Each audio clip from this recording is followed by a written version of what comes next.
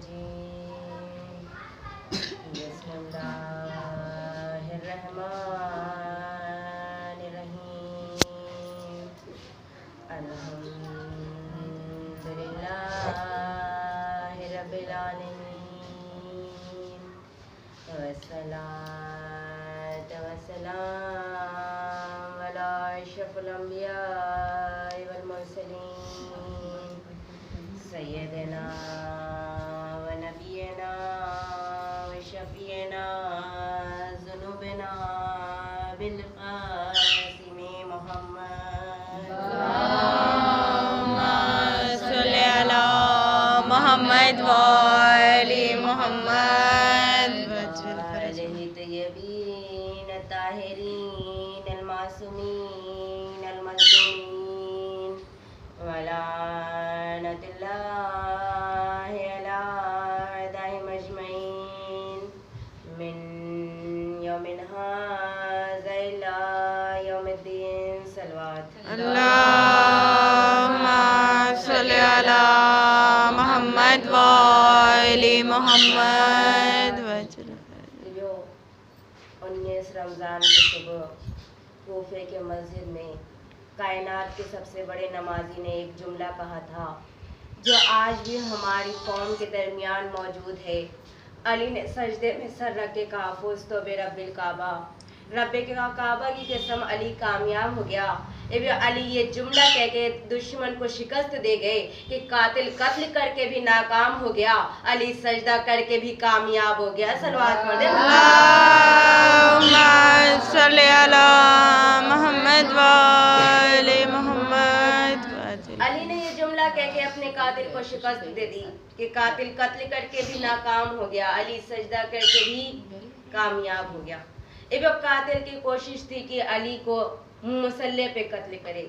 कातिल चाहता ये था कि अली इबादत से निकल जाए। कातिल ने सोचा मैं अली पे मुसल्ले पे वार करूंगा, मेरा वार ऐसा होगा अली इधर हो जाएगा, इबादत इधर हो जाएगी। कातिल अली को इबादत से निकालने आया था।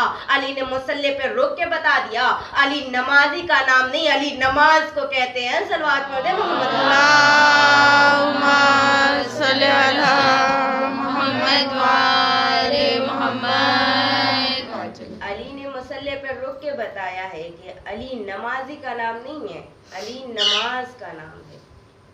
ये कातिल की ख्वाहिश थी अली का जिस्म कत्ल करे मुसल्ले पे। कातिल की तमन्ना थी कि अली का इस्म कत्ल करे। कायनात की किसी भी नमाजी से पूछना कि वो अपनी नमाज में दो ऐसी चीजें जो करे तो नमाज बातिल हो जाती है। पहले अपनी मर्जी से वो हरकत करेगा, नमाज बातिल हो जाएगी।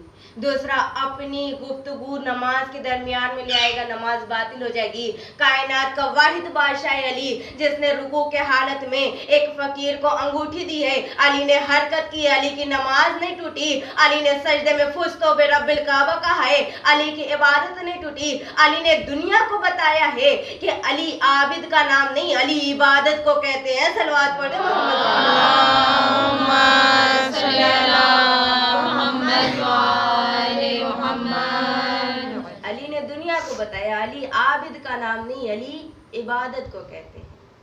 अली ने रुकू की हालत में फकीर को अंगूठी दी थी। ये साइल की तीसरी आवाज थी जब मेरे मौला अली ने अंगूठी दी। साइल ने पहली आवाज दी कोई है जो अल्लाह की राह में दे, अली का हाथ रुकू से नहीं उठा।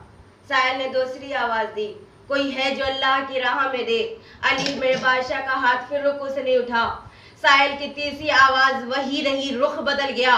उसने आसमान की तरफ रुक करके कहा गवाह रहना तेरे दर से खाली जा रहा हूँ। इतना कहना था, अली का हाथ रुकू से उठ गया, अंगूठी साहिल के हाथ में चली गई। या बाद में सहाबा ने पूछा या अली ये साहिल की तीसरी आवाज थी, पहली दो आवाजों पे अंगूठी क्यों नहीं दी? अली ने कहा कि पहले तुमसे मांगा था फिर उससे मांगा। अली ने दुनिया को बताया सवाल तुम अल्लाह से करो, जवाब अली देता है। सलवात पढ़ो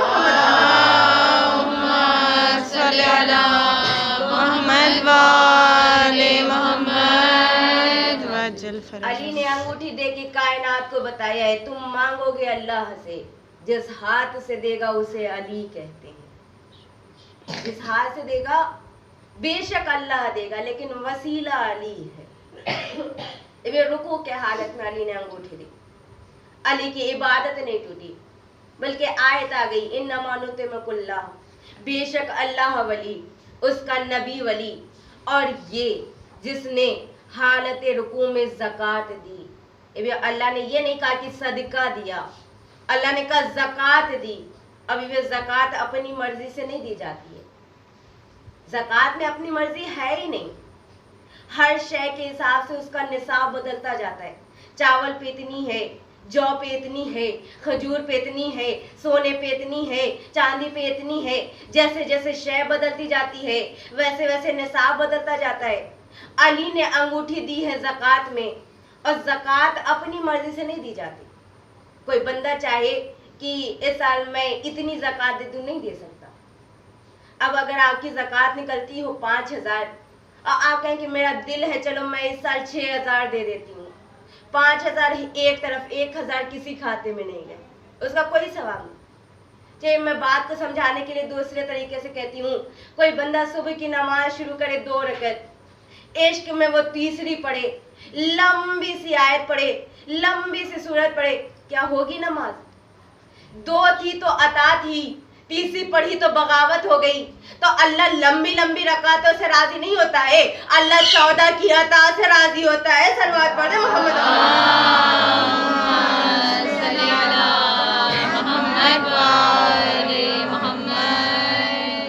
अल्लाह लंबी लंबी सूरतों से राजी नहीं होता है, अल्लाह 14 की मोहब्बत से राजी होता है।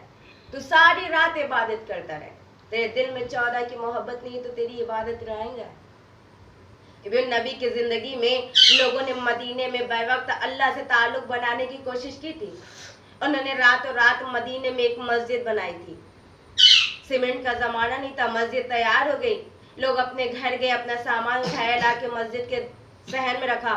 लोगों ने कहा, छोटी छोटी बातें पूछने के लिए लोग अब्दुल्ला के यतीम के पास जाते हैं। हम अल्लाह की इतनी इबादत करेंगे, इतनी इबादत करेंगे, इतना अल्लाह को राजी करेंगे कि अल्लाह कल जिब्रील को सीधा हमारे पास भेज देगा, अल्लाह सीधा हमसे गुफ्तगू करने लग जाएगा। इन्होंने सारी रात इबादत की, सारी रात अल्लाह की इबादत करते रहे। सुबह को जिब्रील ने अपने पर ला के मोहम्मद के कदमों पर रखे। रखने के बाद का अल्लाह ने सलाम किया है, और सलाम के बाद पैगाम दिया है, अपने साथियों को साथ ले, इस मस्जिद को जला भी गिरा भी, जला भी गिरा भी, जला भी गिरा भी। नबी ने कहा, मेरे अल्लाह मुझे नहीं मानते, तुझे तो मानते हैं। अल्लाह ने कहा, मैं लानत करता हूँ ऐसी इबादत पे जिसमें मैं रहूं और तू ना रहे। सलवात पढ़े मोहम्मद।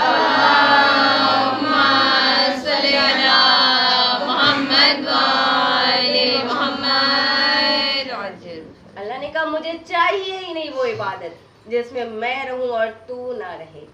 ये वो मस्जिद गिरा के जलाई गई। क्यों जलाई गई? क्योंकि उसमें नबी नहीं था, वसीले के बगैर पढ़ रहे थे।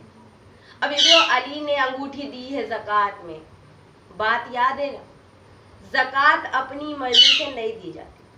अच्छा, ज़कात का फार्मूला ये है कि जो जायदाद होती है उसका 2.5% जो होता है वो ज़कात में चला जाता है।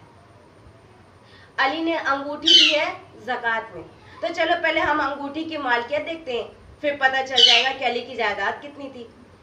अब तो फैसला करना आसान हो गया, तो बिलियन के फैसले हो जाते हैं। मोबाइल पे कैलकुलेटर मौजूद है। हम पहले अंगूठी की मालिकियत जानते हैं, वो हो जाएगा 2.5%। बाकी जो बचेगा वो अली की जायदाद हो जाएगी।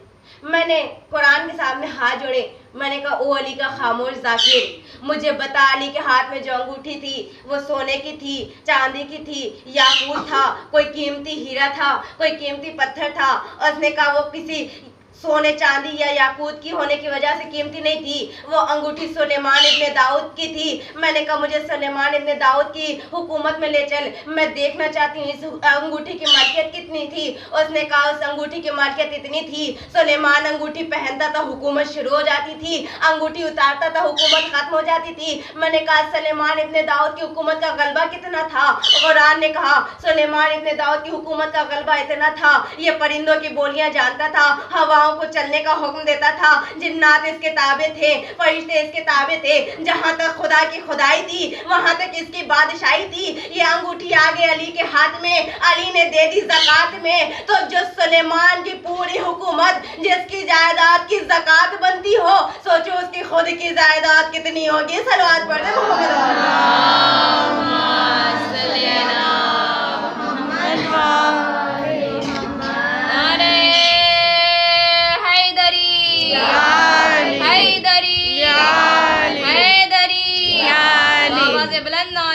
सलवात। अल्लाहुम्मा सल्ली अला मोहम्मद व आले मोहम्मद।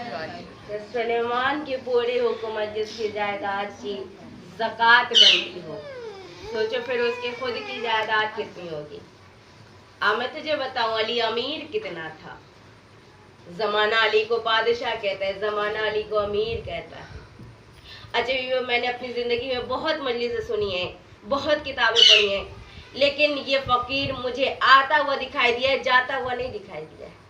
किसी भी किताब में नहीं मिलता है कि वो जो अंगूठी अली ने ज़कात में दी वो कहाँ जाके बिकी, या उस अंगूठी का अंजाम क्या हुआ, वो किस शहंशाह के हाथ में गई, किसी ने नहीं बताया। सब ने ये लिखा कि फकीर आया था, अली ने रुकू के हालत में अंगूठी ज़कात में दी थी। कोई ये नहीं बताता कि वो अंगूठी का अंजाम क्या हुआ। फिर समझ तो यही आता है लेने वाला भी अली था, देने वाला भी अली था। सलवात पढ़ दो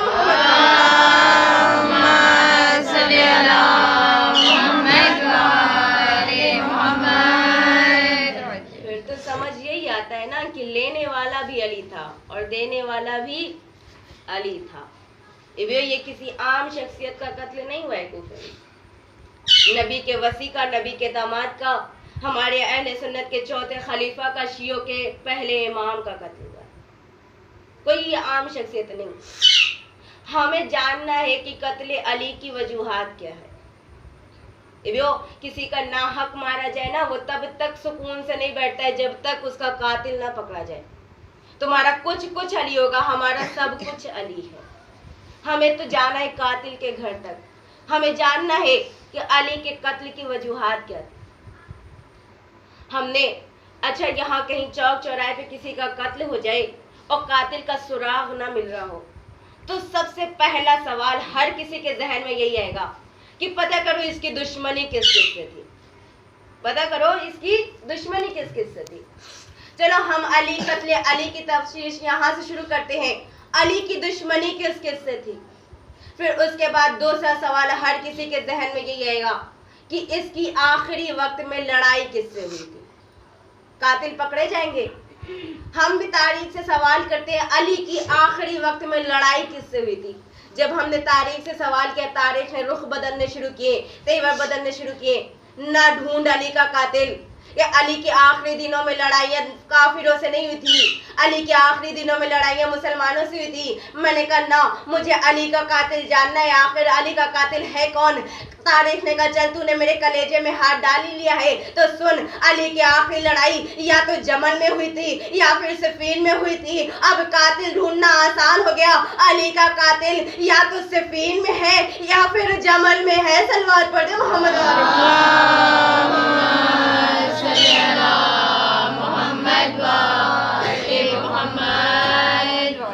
अब कातिल ढूंढना आसान हो गया, अली का कातिल या तो सिफीन में है या फिर जमल में है। अब हमें बताओ सिफीन किसके साथ हुई। बड़ी आसानी से लिख दिया, इत्तेहादी गलती थी। इधर भी मुसलमान नाम नेहाद, उधर भी मुसलमान, दोनों तरफ के अफराद मारे गए। कुरान कहता है अगर किसी ने एक इंसान की भी जान ली तो उसने पूरी इंसानियत की जान ली। अब इधर अली है, सामने अली का दुश्मन है, दोनों तरफ के लोग मारे गए। अब बता शहीद किस तरफ के लोग। अगर तू कहेगा कि जो अली ने मारे थे वो नाहक थे, अली ने नाहक मारे, तो अली को नाहक कहकर देख, तू कहीं भी हक का नहीं रहेगा। मैं नबी की हदीस यूं सन्नाटेदार तमाचा बना के तेरे मुंह पे मारूंगी जिसमें नबी ने कहा है हक मा अली, अली माल हक, हक अली के साथ है, अली हक के साथ है। मेरे अल्लाह हक को उधर मोड़ दे जिधर मेरा अली मुड़ जाए। नबी ने ये नहीं कहा कि अली को उधर मोड़ना जिधर हक मुड़ जाए, नबी ने कहा हक उधर मोड़ दे जिधर मेरा अली मुड़ जाए, हक उधर मोड़ दे जिधर मेरा अली मुड़ जाए। तो फिर समझ तो यही आती है अली मिंबर पे तो हक मिंबर पे है, अली मस्जिद में है तो हक मस्जिद में है, अली मैदान में है तो हक मैदान में है, अली जमल में है तो हक जमल में है, अली सिफीन में है तो हक सिफीन में है। फिर हमें ये ना बताओ कि अली के मुकाबले पे आया था, आई थी। अली के मुकाबले पे जो भी आया अली के मुकाबले पे नहीं आया बल्कि हक के मुकाबले पे आया। सलवात पढ़ दे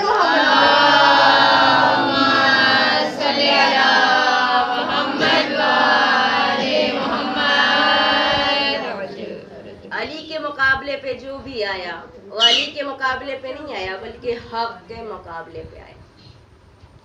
वो सिफीन के मैदान में मेरे बादशाह ने मालिक अश्तर को आवाज दी, मालिक अश्तर। वो दराज कद के थे मालिक अश्तर। वो सोचो कितने बहादुर रहे होंगे ना मालिक अश्तर, जिसे अली अपने होते हुए अपनी फौज का सिपह सलार बनाए। कितने बहादुर रहे होंगे। वे दराज कद के थे। दराज कद से याद आया तरमा बिन अदी, ये भी बड़े दराज कद के थे। वे जब शाम में फिरौन शाम की हुकूमत थी ना यजीद के बाप की, तो ये रोज अली को खत लिखा करता था। रोज अली को खत लिखता था, रोज अली जवाब देते थे, रोज ये खत भेजते, रोज अली जवाब देते थे। सल्लल्लाहु पढ़ दे मोहम्मद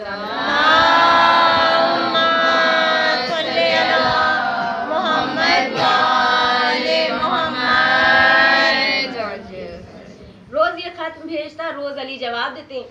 एक दिन अली जलाल में बैठे हुए थे। अली ने कहा क्या ये जाहिल है, मैं इसे रोज जवाब देता हूँ, ये रोज मुझे खत भेज देता है। अली ने तरमा को बुलाया। तरमा बिन अद्दी बिन हातिम था, ये इनका शजरा था। बुलाया, बुलाने के बाद कहा तरमा ये रोज मुझे खत लिख देता है, शाम से मुझे रोज जवाब देना पड़ता है, क्या आज तू मेरा खत लेके जाएगा? तरमा ने कहा बादशाह तू खत दे, आज के बाद वो खत नहीं लिखेगा, आज के बाद वो खत नहीं लिखेगा, मैं उसे जवाब देने के काबिल ही नहीं छोड़ूंगा। अली ने अपना खत दिया, तरमा ने लेके अपने अमामे में रखा, लेके चले। अब जब तरमा शाम पहुंचे है ना, तो शाम के बाहर बाग के किनारे किनारे छोटी छोटी दीवारें थी। उसके पीछे कुछ चुगलखोर सिपाही अपने गप्पों में मसरूफ थे। उन्होंने देखा कि दीवार के बाहर किसी का सर नजर आ रहा है, दीवार से ऊपर किसी का सर नजर आ रहा है। एक दूसरे से पूछा कौन है ये, कहाँ से आया है? एक सिपाही ने दीवार पे सर रखेगा, कौन है तू, कहाँ से आया है? तरमा ने कहा ना बुरी दे अली इब्ने अबी तालिब, अबू तालिब के बेटे अली का कासिद हूँ। ये फौरन नीचे आया, कासिद आया अली का, दरबार में जा रहा है, इसे कोई मजाक करे, इसे कोई ताना दे। एक सिपाही आगे बढ़ा, उसने कहा क्या तेरे पास आसमान की खबरें हैं? उनके लंबे कद पे ताना दिया, उनके लंबे कद का मजाक कराया, क्या तेरे पास आसमान की खबरें हैं? तरमा ने अपना घोड़ा नजदीक किया, कहा हाँ मेरे पास आसमान की खबरें हैं, आसमान पे मौत है, मौत बिल अम्र है, अली उलिल अम्र है, मैं उस अली का कासिद हूँ। सल्लल्लाहु पढ़ दे मोहम्मद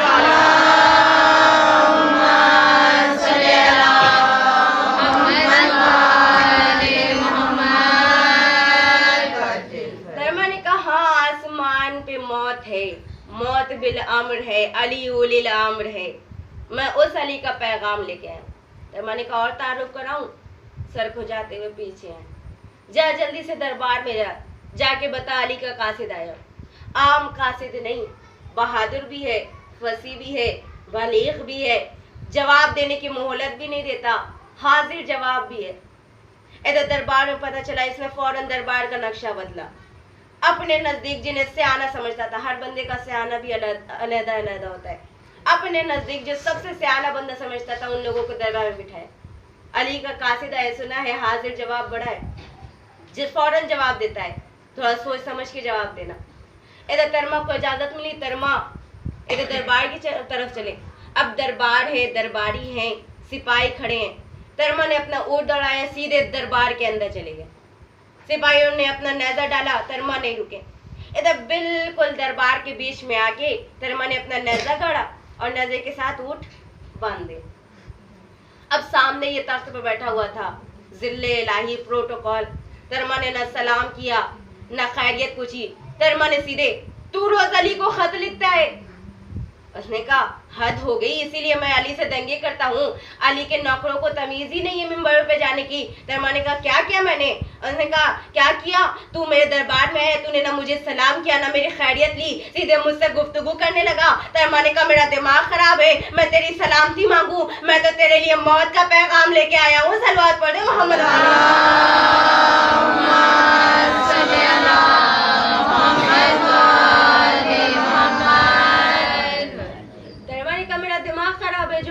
तुझसे तेरी सलामती मांगू? मैं तो तेरे लिए मौत का पैगाम लाया हूँ। सलामती तो सिर्फ अली के लिए, सलाम तो सिर्फ अली के लिए। उसने कहा चल अच्छा है, तू मुझे अपना दोस्त नहीं मानता, तू अली को दोस्त मानता है, तू मुझे अपना दुश्मन मानता है। चल इंसान तो है ना, तैमा ने कहा अब क्या किया मैंने? कहाँ ला के ऊँट बांध दिया? मेरे दरबार में ला के बांध दिया। तैमा ने कहा फिर कहाँ बांधता?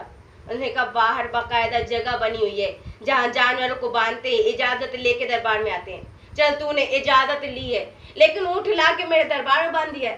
तरमा थोड़ा उसके नजदीक गए, कहा सरकार थोड़ा होश में रह के बात कीजिए, मैं ऊँट बाहर बांध देता, ऊँट चोरी हो जाता, तुझे तो ये भी नहीं पता चलता ऊँट था कि ऊँटनी, तुझे तो ये भी खबर नहीं होती कि ऊँट था कि ऊँटनी, तुझे तो दिन के उजाले में फैसला करते हुए पता नहीं चलता मर्द है कि औरत। तेरे फैसले के चर्चे तो वहां तक मौजूद है। और उसका नया नया फैसला बड़ा मशहूर हुआ था। उसने कहा चल अच्छा छोड़ दे अली का खत। तैमा ने अपने अमामे में से अली का खत निकाला, बिस्मिल्लाहिर्रहमानिर्रहीम, आंखों से लगाया, होठों से लगाया, अब चूम रहा था, आंखों से लगा रहा था, लोग देख रहे थे। आशिक तो है ना, इश्क तो करता है ना। तैमा ने अली का खत अमामे से निकाला। इसने कहा खत अमामे में रखते हैं, खत तो जेब में रखते हैं ना। तैमा ने इसकी तरफ देख के कहा तेरे जैसे का जेब में रखते हैं, ये अली का खत है, तेरे जैसों का जेब में रखते हैं, ये खत अली का है।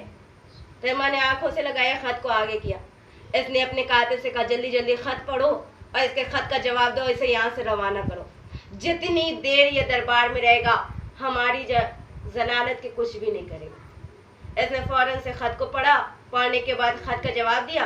जवाब देके तैमा के हाथ में खत दिया, कहा ले चल जा। मैंने दे दिया अली को खत, अली को जवाब दे दिया। अब तैमा उसकी तरफ देख रहे, तैमा ने खत को खोलना शुरू किया। उसने कहा मुझे समझ नहीं आ रही अली ने सियाना बंदा भेजा है या पगला भेजा है। तूने अली का खत दिया मुझे, मैंने जवाब दिया है अली को, तू ये खत ले जाके अली को दे, तू ये क्या कर रहा है, खत खोल के पढ़ रहा है।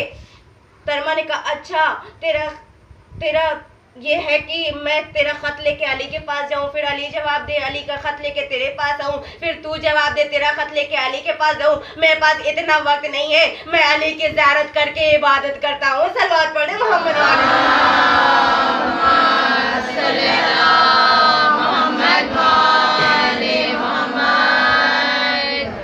मैं अली की ज़ियारत करके इबादत करता हूँ। तू चाहता है मैं ज़ियारत वाली इबादत से महरूम रह जाऊं? मैं अभी यही तुझे जवाब देता हूँ। अभी उसने जो खत में बात लिखी थी ना, वो आज भी तारीख में मौजूद है। तैमा ने खत को खोला, पहली सतह उसने लिखी थी, अली मुझसे सोच के लड़ने के लिए आना, क्योंकि मेरे पास फौज राई के दानों के बराबर है। अपने गिने चुने साथियों को लेके लड़ने के लिए नहीं आ जाना। तैमा ने जुमला पढ़ा, उसके सामने खत को फाड़ के उसके कदमों में फेंके कहते ऐसे खत लिखते हैं? तुम मालिक से बात कर रहा है, ऐसे बात करते हैं? उसने कहा क्या किया? तैमा ने कहा क्या लिखा है तूने? तेरे पास राय के दानों के बराबर फौज है, तुझे नहीं पता अली के पास मालिक जैसा मुल्क है जो दाने चुन चुन के खा जाता है। सलवात पढ़ो मोहम्मद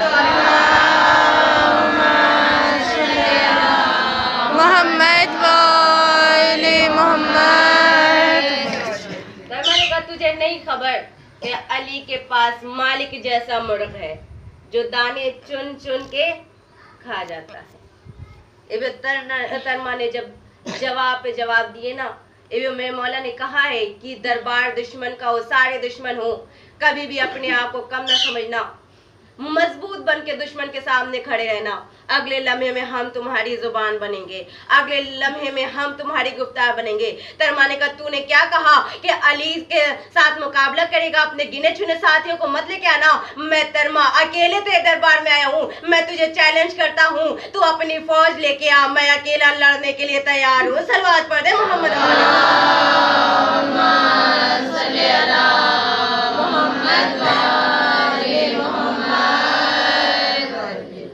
जब तैमा जवाब दे के दरबार से बाहर गए तो इसने अपने साथियों की तरफ देख के कहा काश मेरे पास अली के नौकरों के जैसा एक होता।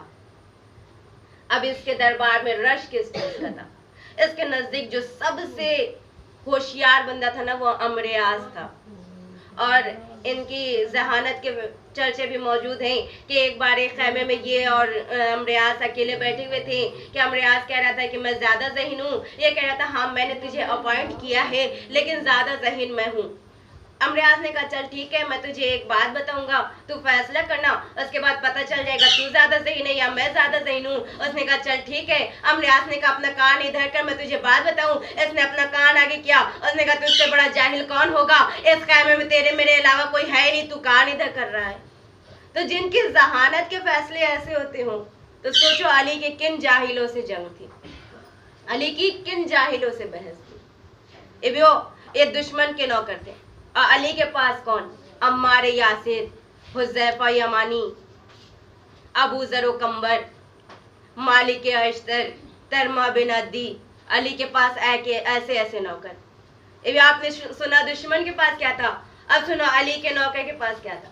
एक दिन सलमान मदीने से बाहर एक पत्थर पे बैठ के कहे थे वल्लैलु अब्द वन्हारु अब्द, दिन आगे हो रात पीछे हो। कंबर ने देखा अली के उंगली के इशारे पे सूरज तुलू हो रहा था, सूरज गुरूब हो रहा था। कंबर ने फौरन सलमान के कदमों पे हाथ रखा, कहा सलमान ये आज कौन सा अनोखा खेल खेल रहा है। सलमान ने कहा आज मैं कुरान पढ़ रहा था, कुरान में अल्लाह कहता है पाक है वो जात जो रात से दिन को निकालती है, देख रहा था कैसे निकालती है। सलवात पढ़ दे मोहम्मद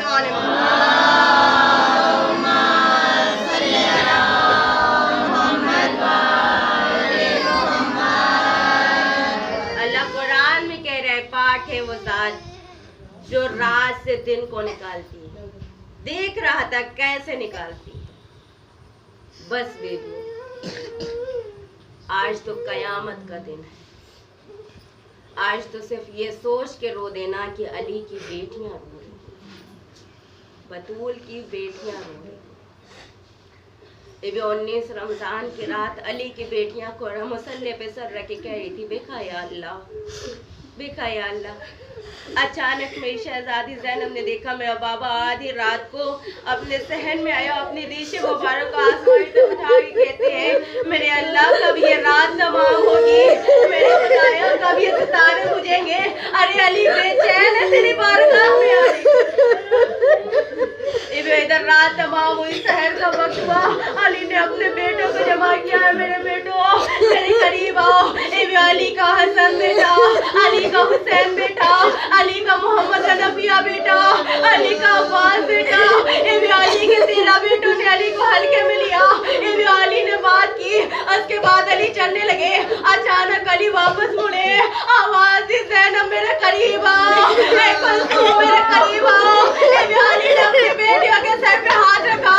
अल्लाह जाने अली ने आज कैसे प्यार किया। अरे ज़ैनब तो बड़ी बेटी थी ना, बड़े हिजाब वाली बेटी थी। अरे बाप के सामने कुछ नहीं बोल सकी, लेकिन मेरी कुल्सुम में भी तड़प गई। ए बाबा आप प्यार तो रोज करते हो, लेकिन आज अजीब अंदाज से प्यार कर रहे हो। अली ने कहा मेरे लाल कैसे प्यार कर रहा हूँ। कुल्सुम ने कहा बाबा ऐसे प्यार कर रहे हो जैसे किसी यतीम को प्यार करते बाबा, ऐसे प्यार कर रहे हो जैसे किसी यतीम को प्यार करते हैं। अली वापस मुड़े, अली मस्जिद की तरफ जाने लगे। इधर दरवाजे में पले हुए परिंदों ने अपने हाथ को रोका, मौला ना चाहिए, मौला आज मस्जिद ना चाहिए।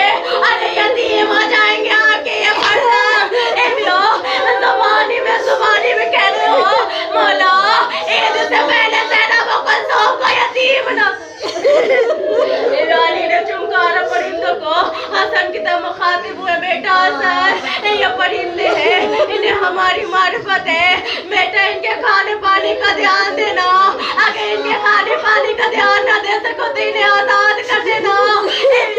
अली ने जाते जाते क्या कहा, हसन इनके पानी का ख्याल रखना। मैं कहूँगी मौला मैं तेरी सखावत के कुर्बान। अरे जाते जाते भी परिंदे के पानी का ख्याल है। अरे या अली ये आप कहीं 6 महीने कहाँ से करता, जंगल बना के जंगल में अरे पानी मांग रहा था और जवाब में तीर। आप कहीं जिसको पाने के बदले में तीर मिला।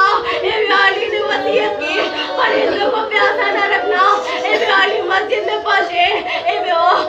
इधर अली जब मस्जिद में पहुंचे ना, अली का कातिल सो रहा था।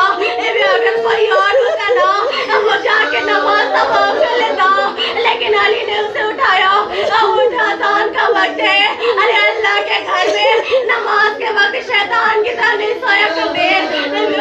गुलदस्ते अजान के करीब आए। मुअज्जिन ने आगे बढ़ के हाथ बांधे। मुअज्जिन ने चाहा कि इजाजत लूं, अजान देने की इजाजत लेने के लिए आगे बढ़ा। अली ने कहा ना मुअज्जिन, आज तू अजान नहीं देगा, आज अली खुद अपने खुदा की किबरियाई का ऐलान करेगा। अली गुलदस्ते अजान पे आए। अली ने अपनी पूरी कुव्वत को इकट्ठा किया। इकट्ठा करने के बाद अली की आवाज गूंजी, अल्लाहू अकबर। अली की पहली आवाज फिजा की दोष में कौवे के घर में गई। अरे लोगों ने गले बाहर चाक कर दिए, जोधा के तस्मे तोड़ दिए। अरे ये क्या खत्म हो गया? आज अमीर अल-मोमिनीन खुद अजान दे रहे हैं। लोगों ने अपने घरों को खोल दिया। अरे लोग दौड़ने लगे मस्जिद की तरफ। अली ने दूसरी आवाज दी, अल्लाहू अकबर। अरे फिजा की दोष पे ये आवाज अली के घर में पहुंची। अरे ज़ैनब कुलथूम ने आवाज सुनी। अरे बीबियां सहन में आई, सांसें ज्यादा उतारी, आसमान इधर को किया। अब मेरे अल्लाह, अरे तेरी खुदाई भी बाकी रहे, अरे ये आवाज भी बाकी मेरे अल्लाह, मेरे पापा को बचा के रखना। इधर अली अजान देने के बाद मसल्ले पे आए। अली ने सुभान रब्बियल आला कहने के लिए सजदे में सर रखा। कातिल ने चाहा वार करे, इसका वार खता गया। अली ने दूसरी बार सजदे में सर रखा। अली ने मोटी से वार किया। अरे सहरा आलूदा तलवार अली के सिर को शिकंजा करती हुई अली के पेशानी तक आ गई। अली ने सजदे में सर रखे कहा, की कसम अली कामयाब हो गया। अरे वारे मेरा नमाजी बोला, ए मौला हसन की तरफ इशारा करके कहते हैं हसन, अरे मेरा सजदा रह गया है। हसन मेरी नमाज अभी रह गई है। हसन पहले नमाज मुकम्मल कराओ। इधर नमाज मुकम्मल हुई। अली के बेटों ने अली को कालीन में रखा, रख के चलने लगे। हुसैन देख रहे थे, अच्छा कातिल तूने मेरे बाबा को सजदा नहीं करने दिया। अरे एक सजदा तो बचा देना। अरे मेरे बाबा को सजदा कर लेने देता। अली की तरफ देख के कहते बाबा परेशान ना होना।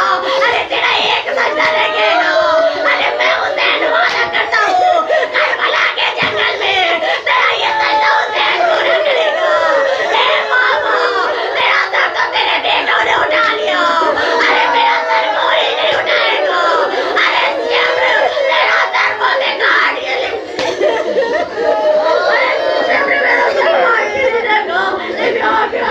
लेके अली के बेटे चले। पीछे पीछे नमाजी वालिया वालिया अमीर अल-मोमिनीन के सदाएं बुलंद करते हुए चले। अभी आधे रास्ते पहुंचा था। अली पहुंचे थे। इधर अली ने आगे खोली, हसन बेटा मेरे करीब आओ। हसन करीब आए। अली ने कहा हसन ऐसे कोई अपने घरों को वापस चले जाए। अरे अभी मेरी शहादत का वक्त नहीं आया, अभी ये ना रोए, अपने घरों को वापस चले जाए। हसन ने कहा बाबा के चाहने वाले हैं, बाबा के नमाजी है, ये आपके गम में रो रहे हैं, बाबा इन्हें आने दे। अच्छा नहीं लगता इन्हें वापस भेज दो। अली ने कहा बेटा हसन अच्छा तो मुझे भी नहीं लगता। ये मेरी ज़ैनब कुलथूम की रोने की आवाज़ किसी नामहरम के कान में जाए मैं कहूँगी या अली। अरे आज अपनी बादशाही में अपनी बेटियों के रोने की आवाज़ किसी नामहरम के कान में नहीं जाने देते। अरे या अली साले सटेजरी यही कौवे का बाजार होगा। रकन बस्ता ज़ैनब होगी, सरकुले होंगे, मनादी निदा देना होगा। देखो ये अली की बेटियों, देखो ये हुसैन की बेटियों। अली को घर में लाया गया। जब अली घर में आए ना, अली का कातिल पकड़ा गया। जब अली ने ज़रबत वाली सुबह से पहले रफ्तार किया था बीबी कुलथूम के घर। बीबी कुलथूम ने दूध पेश किया था, अली ने वापस कर दिया था। क्या कह के वापस किया था? कुलथूम अरे दूध वापस रख दे, हो सकता है कल कोई मेरा मेहमान आए, अरे उसके लिए शरबत का इंतजाम करना पड़े। अरे लोगों मनूस मेहमान आ गया। अली के लिए शरबत सामने आया। अली ने कहा मुझे इसकी जरूरत नहीं, अरे पहले इसे पिला